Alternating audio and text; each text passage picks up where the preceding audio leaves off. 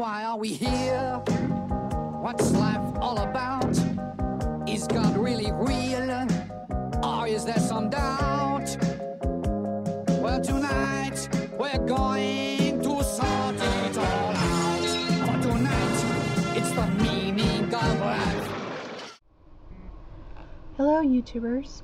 So lately I've been reading the Bible a lot, and I've sort of been sharing my opinions with family members, and I started thinking maybe I could do a video series and share my thoughts and opinions on the stories of the Bible for all of you.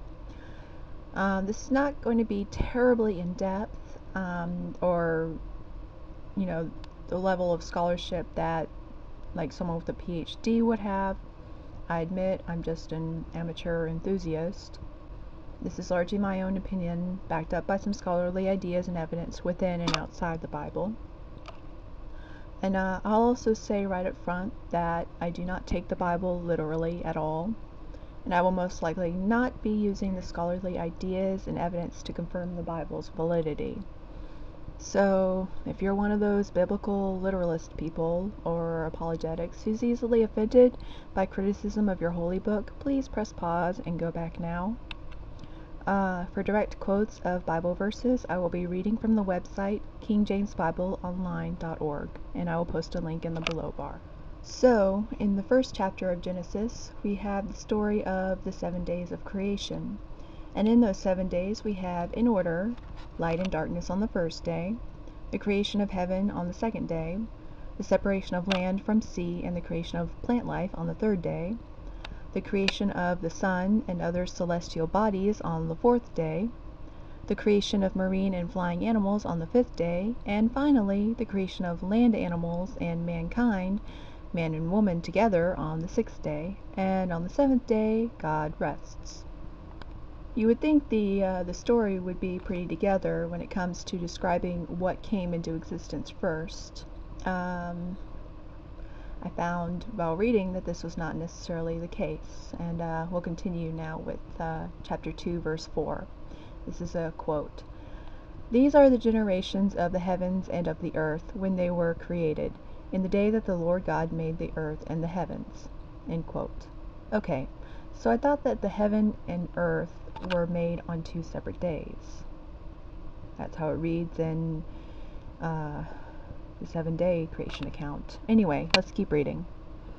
"And every plant in the field," this is a quote, "and every plant in the field before it was in the earth, and every herb of the field before it grew, for the Lord God had not caused it to rain upon the earth, and there was not a man to till the ground." It may not be exactly clear here, but according to other translations, like the New World Translation, there were no plants growing on the earth. That's basically what's being stated here. "And there was a mist that came out of the earth and watered the ground." No rain. So God proceeds to make the first man out of dust and breathes life into him, and the man, quote, "became a living soul," end quote. God also then plants a garden, the Garden of Eden, and he puts his little man there. And then God makes all the plants grow, including the tree of life and the tree of knowledge of good and evil. Then we get into a description of the rivers around Eden, including the Euphrates River, which is the most widely recognized. Then God gives his command to the man that man may eat from every tree except the tree of the knowledge of good and evil. And then God sees that the man is all alone in the garden, so he creates the animals, and the man is allowed to give each of these animals a name. But God says there is no proper helpmate for the man, so God puts the man in a deep sleep, pulls a rib out, and the first woman is made.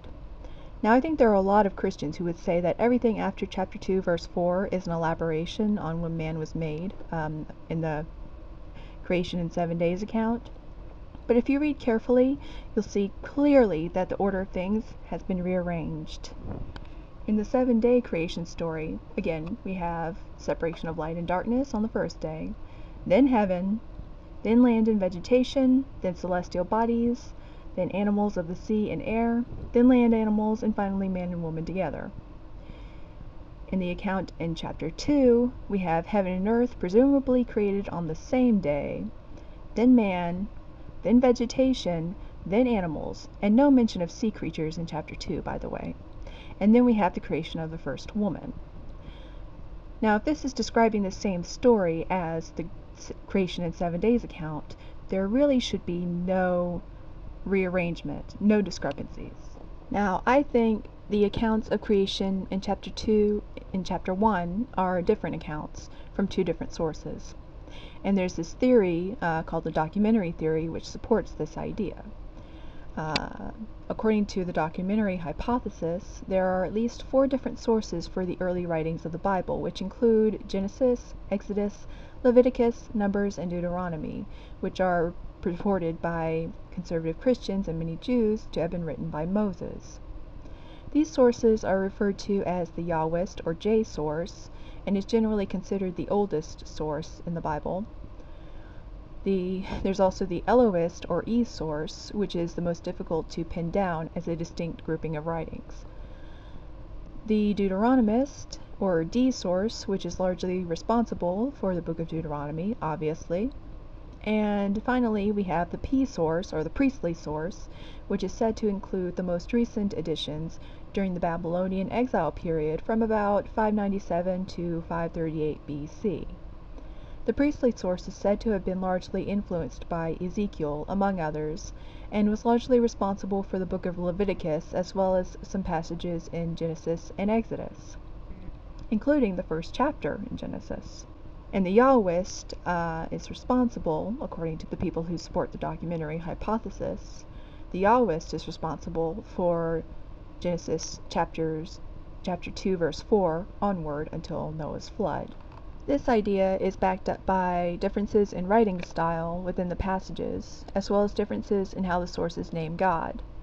The Yahwists, not surprisingly, tended to call their God Yahweh, which is translated as Lord in the King James Bible, and Jehovah in other more modern translations, while the Elohist and priestly sources tend to call God simply God, at least in Genesis, perhaps in an attempt to be historically accurate due to the fact that Yahweh did not reveal his true name to anyone before he talked to Moses. According to Wikipedia, I know Wikipedia is not exactly the best source, but I'm going to go ahead and use it.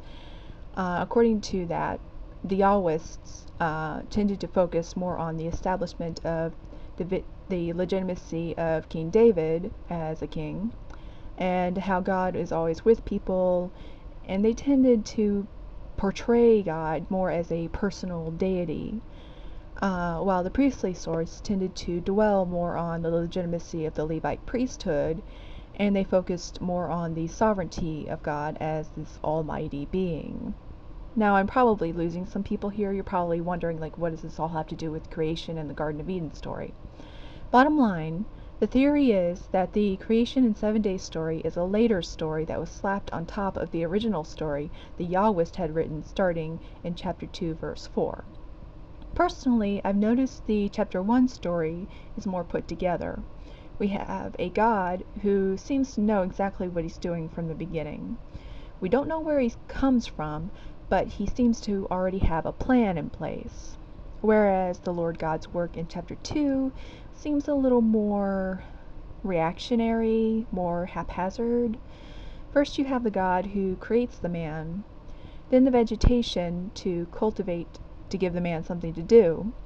Then the God says, oh, the man needs a companion, so we'll put some animals in this garden to keep the man company. Unfortunately, that doesn't work, so God tries for another kind of companion and creates a woman, finally. Due to the idea that the creation in 7 days story is more recent, I'm inclined to not give it as much weight as the older story, but I also find the older story as it's presented in the Bible to not be really right either. From a literary sense, the stories at the beginning of Genesis are somewhat on the generic side. We have other stories in which a creator god or gods springs out of water and starts making things. An example of this is Amun in Egyptian mythology. Another example would be the Sumerian and Babylonian mythologies as well. And in those particular mythologies, the water is even deified. The sea goddess Namu in Sumerian myth, and Tiamat in Babylonian myth. Like the Yahweh in the Bible, the Sumerian gods also made mankind to tend and cultivate the earth for them. And the gods also made them out of the earth and breathed life into them. Now, unlike Yahweh, the male deity Enki, who's supposed to be responsible for the creation of humans, could not create humans without the aid of a birth goddess. Like Edin in the account of Genesis, there was a place in Sumerian myth called the island of Dilmun, which is associated with modern-day Bahrain. And according to the myth, the island of Dilmun, quote, knew no sickness, death, or strife, end quote. There's also connections between Enki and Enlil, the creator gods in Sumerian myth, and Yahweh, especially Enki because he was the one, like I said, who created the first humans with the help of the birth goddess Ninmah.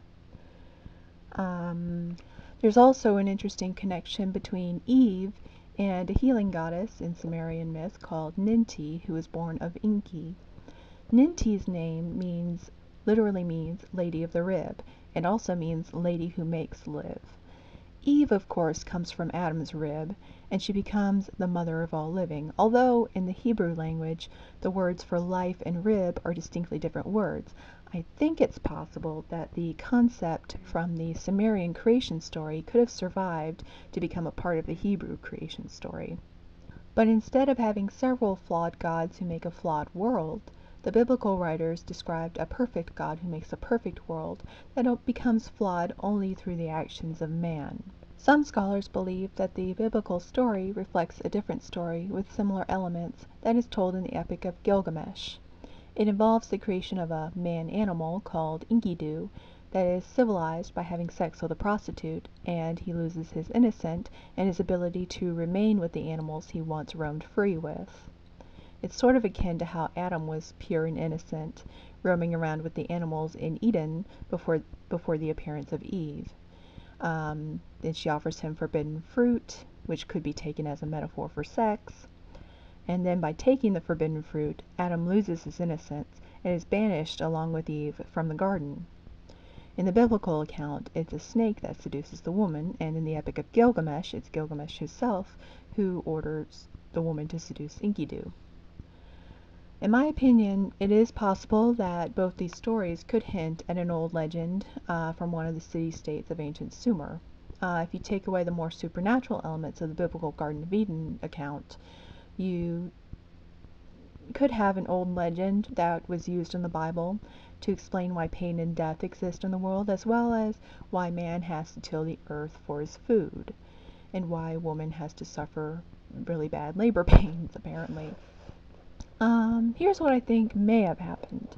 It's another scenario kind of apart from the Sumerian Babylonian stories, but this is only my personal interpretation and opinion here, so if you don't want to take it seriously, that's fine, whatever, I'm just going to throw it out there.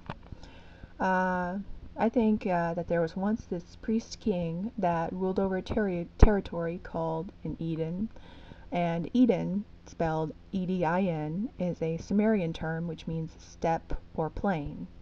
This particular Edin happened to be near the Tigris and Euphrates rivers, and possibly the two other rivers mentioned in the Bible which don't seem to exist anymore.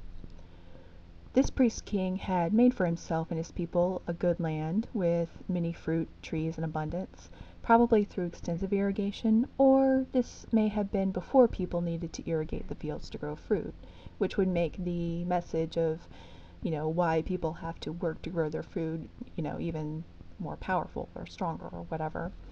Anyway, this priest king, among others of that day, was considered like a god on earth, sort of like how the Egyptians viewed their pharaohs.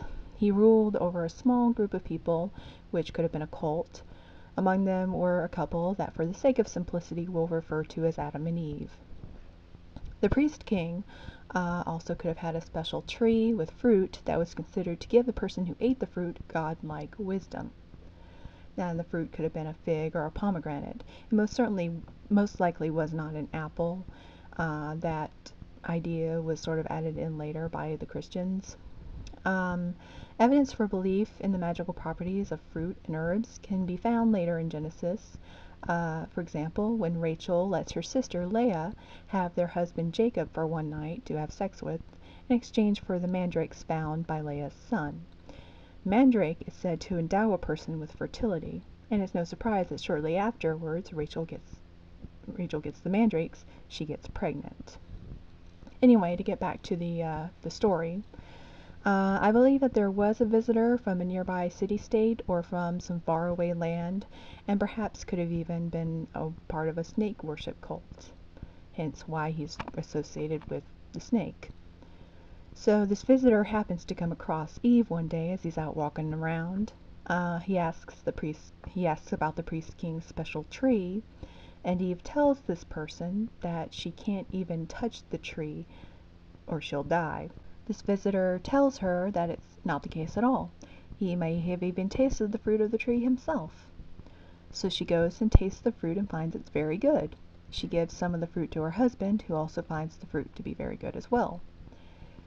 The priest king finds out they've eaten the fruit and kicks them out of his territory, and also gives some kind of a threat to the visitor.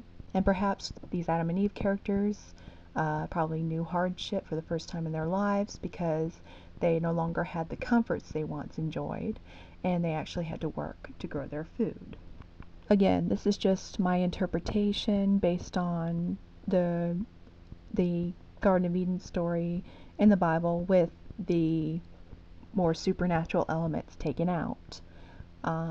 I do believe it's entirely possible that this was an old legend that had some supernatural elements added into it and was turned into the Garden of Eden story that we see in the Bible today.